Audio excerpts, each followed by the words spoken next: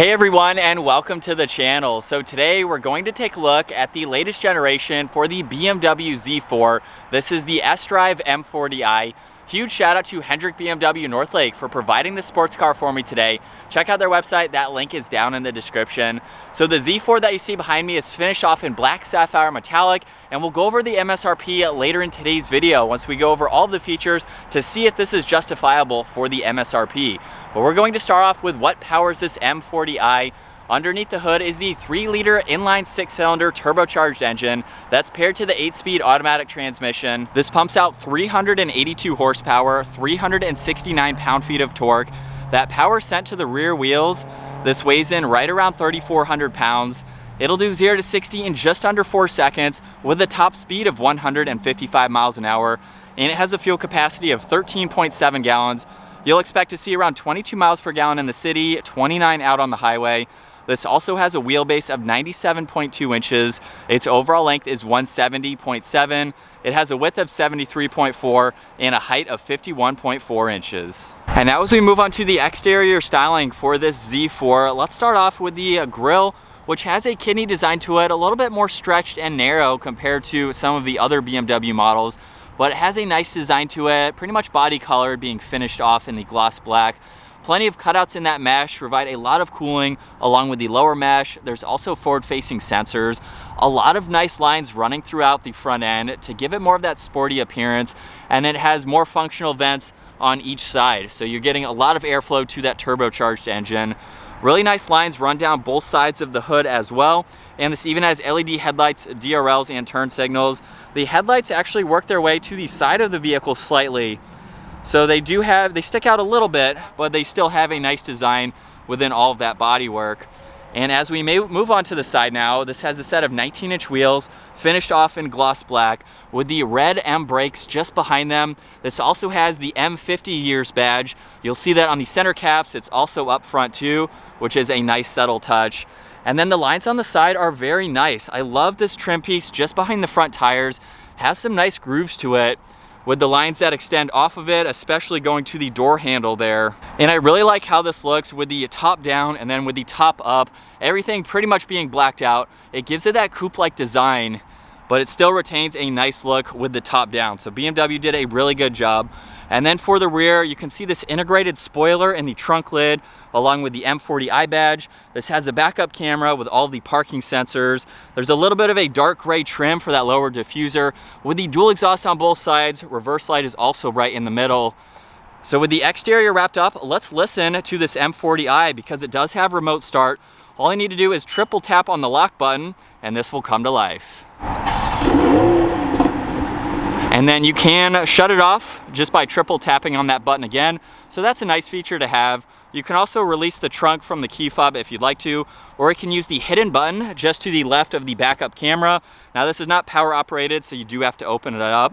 But with the top down, as you can tell, you don't lose any storage with the top down. Pretty awesome to be able to see that, especially for the size. On the driver's side, there's a small net, a little bit of storage on that passenger side, and you can actually open up that area right there and gain access to the interior. I'll show that from the other side, so if you have longer items, you can actually sneak them through. Pretty cool innovation, especially again, for the size, how small this vehicle is. Now let's work our way to the interior. This is a two-door vehicle. You can lock and unlock it using the door handle, of course. And then with this magma leather interior, it's a cool combination with the exterior black. So you'll see that along the armrest. This has brushed aluminum, memory seating adjustments. These side mirrors are also power folding. We have the speaker. You can even release the trunk too, and a little bit of storage. It's nice to see the storage for a compact vehicle like this. And then with these seats, they have a nice design to them. They are automatic. The front section, however, you can pull out or push in just to get a little bit more comfort. And let's go ahead and hop in. It's a low sports car, so it is easy to enter and exit. We have the door that will open up pretty wide too. Now for the steering wheel, solid black leather. It's also heated. It's the M steering wheel too. A lot of brushed aluminum. You'll see that on the paddle shifters too. All of the cruise and adaptive cruise control settings are on that left side. Right side, you'll see volume and tuning, Bluetooth controls. This center button here will go through the different configurations for that gauge cluster. So let's fire this up to do that. With that button down below, we can bring this back to life. And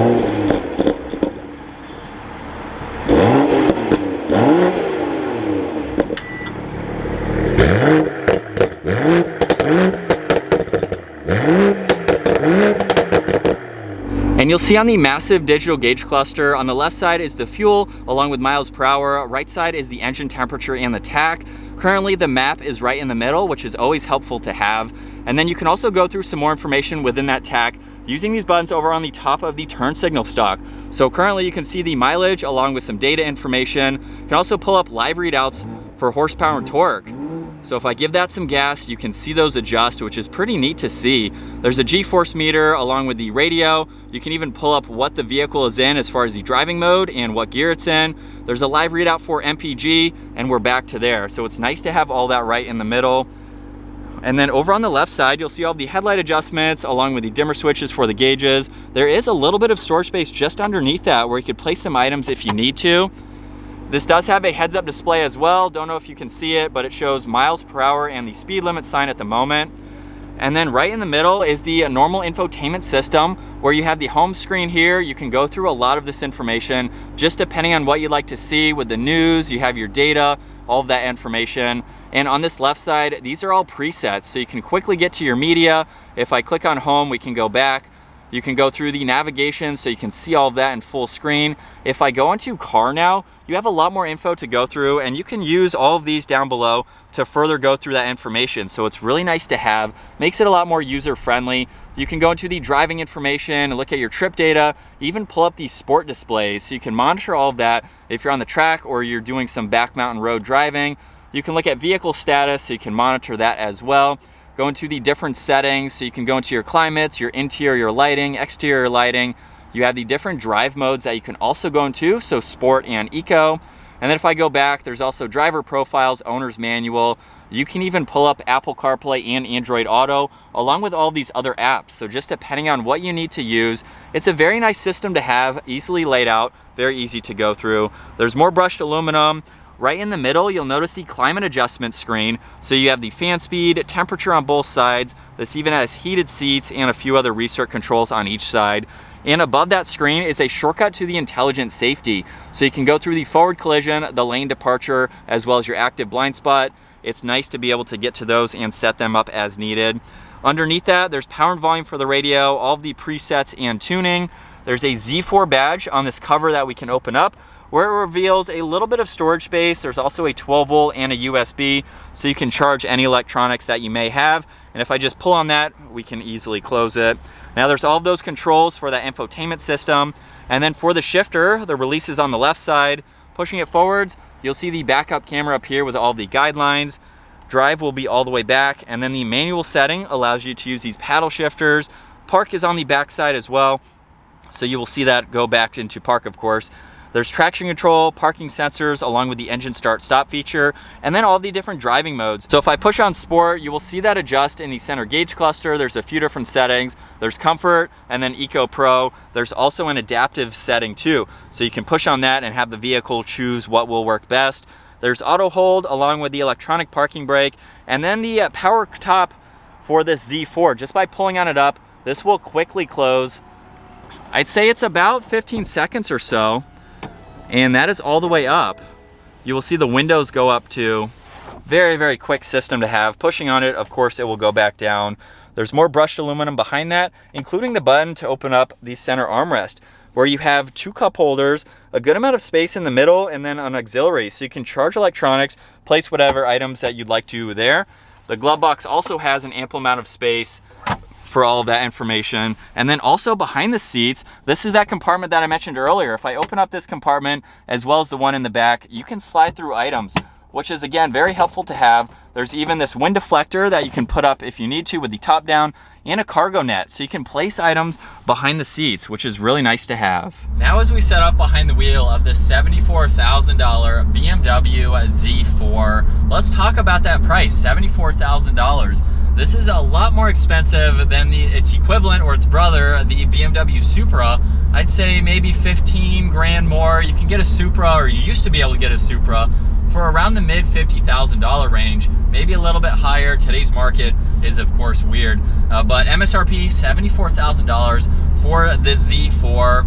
I think it's a good price. I think it might be a little bit high, especially when you compare it to the Supra, which is a coupe. If you want the convertible, you have to go with the Z4. And obviously being a BMW, a little bit more of a BMW possibly than the Supra, it is a little bit more expensive, but it is nice. I have been able to drive the Supra a lot, which has the same engine as this M40i. Now you can get smaller engines for both the Supra and the Z4, which is a different topic. But for this M40i, I've had similar experience with this power plant for this model. So if we want to make it loud, we'll come back to the pricing here in just a second.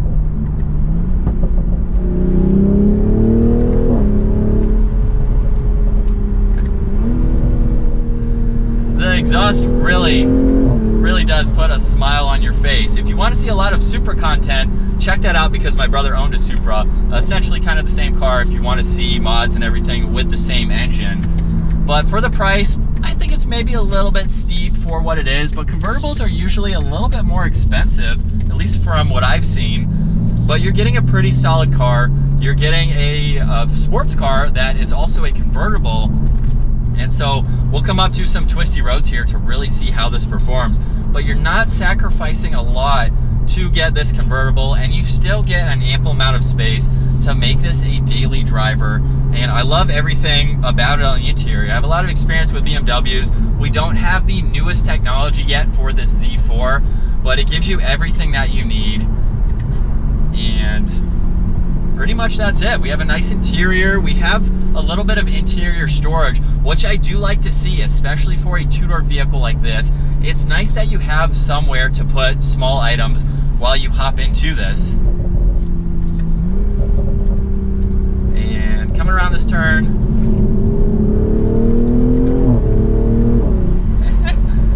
it drives exactly like the Supra. It feels so good, so planted. Rear-wheel drive, of course, so you have all that power going to the back. If you're looking for something that has this performance, I think when you compare it to some other models, we have some convertibles from Audi, we have convertibles from Mercedes-Benz. This is honestly not a bad bargain. I feel like the Audi is going to be maybe a similar price. AMGs from Mercedes especially are going to be a lot more expensive. So for the performance that you're getting and the nimbleness of how small this car is, I think it's a pretty good price for this car. And aside from that, just driving it, even with the convertible, it's been pretty solid. It doesn't feel like I'm in a convertible right now. We have a very nice headliner, almost makes it feel like you are in a coupe. So I have no concerns about it being a convertible. Is it loud? Is it windy? When you have the top down, yeah, that's a different story. But with it up, you can just cruise and enjoy all the pops and bangs. Now that is with sport mode, so you can tone it down if you want to. And so we'll give it mild acceleration. So we're coming up to this turn here. It's such a fast vehicle. I remember when the Supra came out, the power figures were definitely undermined for the car. It made a lot more power than what was advertised. I would assume it's the same for the Z4, same engine, same transmission power plant and everything. And they are quick. This is a quick car. I'm not doing its full potential today, but again, if you want to see more videos, check out our Supra playlist where you can see the capabilities of this engine. It is definitely very, very healthy, and for the weight, it's just such a fun car to drive. Now, with some of that out of the way, let's go ahead and put the top down, because you don't have to be stopped in order to do this. You do probably have to be maybe under 15, 20 miles an hour or so. And so, with it ready, here we go.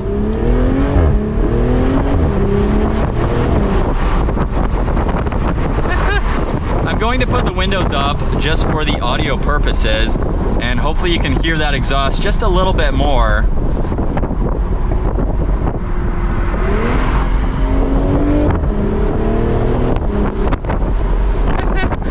It definitely sounds really good in Sport Plus there.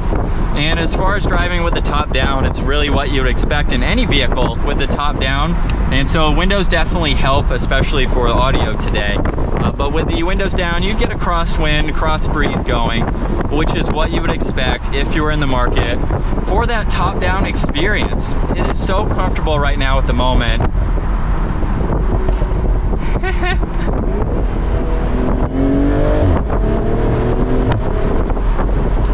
Mild acceleration, we get the pops. Definitely a fun car. I really do enjoy driving convertibles. So if it's your thing, it's a nice convertible to drive. It would be cool to see a hardtop for the Z4, but the soft top looks nice, especially on this car with everything being black. Turning radius is also pretty tight, as you would expect. Steering feels pretty tight too. So that's definitely something that you would want while you're taking this on some twisty roads and whatever you may be doing with the Z4. Very nice interior, like I mentioned earlier. It's a nice car for the money. I think it's a good bargain to get into a sports car that has what the Z4 has to offer. But I think that is going to wrap it up for this BMW Z4 M40i. Once again, a huge shout out to Hendrick BMW Northlake. Check out their website. Give this video a huge thumbs up if you enjoyed it, and smash that subscribe button so you don't miss out on our daily uploads. And I will see you all in the next video.